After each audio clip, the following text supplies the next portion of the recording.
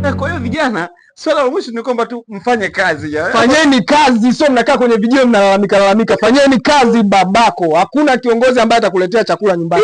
Fanya kazi, jitume. Sikizeni kijana wangu. Lazima ufanye kazi tu. Fanyeni kazi, usiwachekee. Fanyeni kazi. Vijana, mwache kazi jiweni jamani. Msikizeni kijana mwenzenu.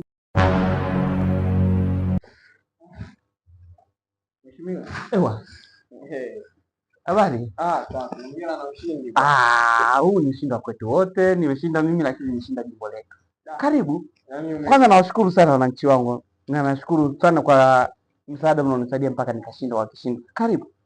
Lakini mheshimiwa, mimi tangu wewe umeshinda mimi nimekuwa nikipitia changamoto. Yaani sasa hivi watu wananikataa. Kuna watu kama unasikia wanajiita Gen Z.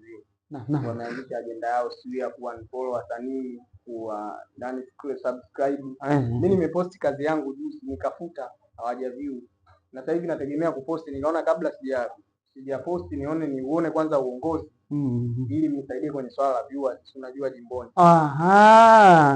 Sasa swala lako kwa sababu mwaka wa fedha umeshapita.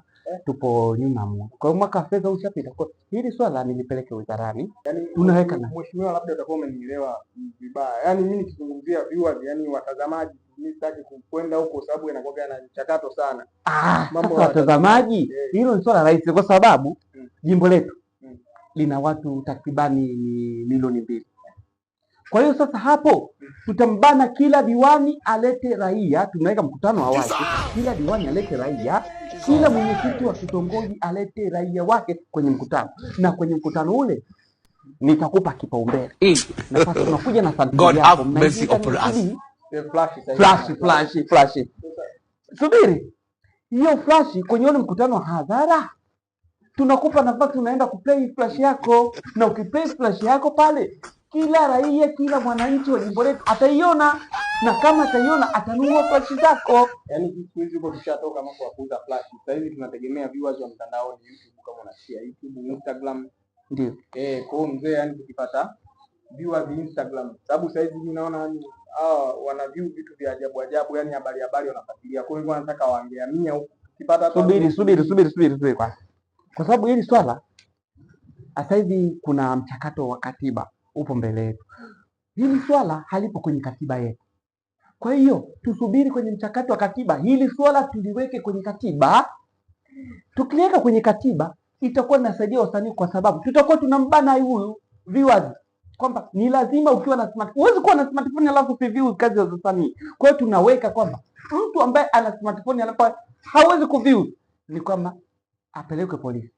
Ni kosa la jinai. Sasa ukisema kwamba eti lazima mtu aview, mimi huko sijafikia hatua ya kwanza kugomana. Mimi nilikuwa nataka tuelewane na hawa, sababu sisi tunategemea YouTube, mitandao ya nje, Marekani. Kwamba hii YouTube ni kampuni ya nje sasa, si ndio? Kwa hiyo sasa ngoja nikwambie kitu kimoja. Kule sisi tuna ubalozi, si Marekani? Tuna ubalozi kule. Kwa hiyo hili ni swala la kupeleka ubalozini, kwamba tunaomba tupeleke wataalamu wetu kupitia ubalozi wa Tanzania nchini Marekani, waende wakapate utaalamu kuhusu hili shirika la YouTube.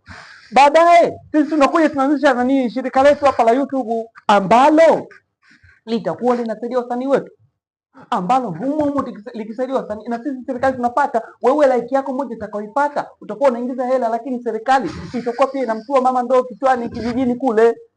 Share zako naziomba watu wa share. Watu wakishare tunaenda kujenga zahanati kijijini kule. Hizo comment, watu wakicomment tunapata miundombinu.